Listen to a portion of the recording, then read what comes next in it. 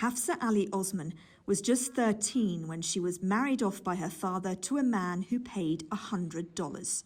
She and her mother say she was beaten and raped for 2 years before they convinced him to divorce her.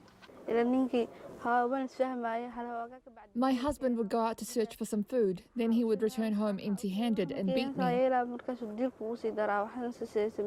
demanding why I hadn't prepared lunch for him. But I had nothing to cook. There is no law mandating a minimum age for marriage in Somalia.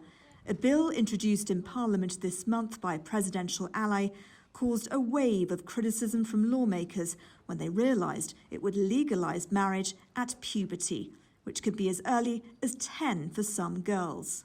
Data from a government survey this year shows that nearly a third of girls are married before their 18th birthday, just under half of those before the age of 15. Many activists like Hodan Ali reject the bill.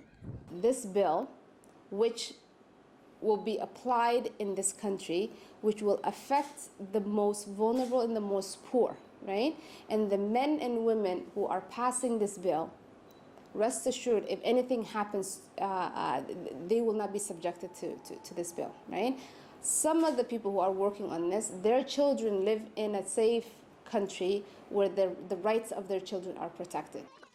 Nadifa Hussain runs 3 camps in Mogadishu for families fleeing violence and abandoned child brides.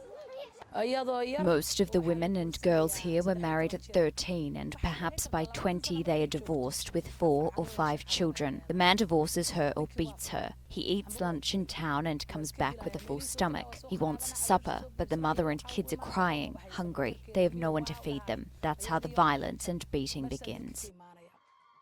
Political turmoil in Somalia means it's unclear when Parliament might vote on the bill.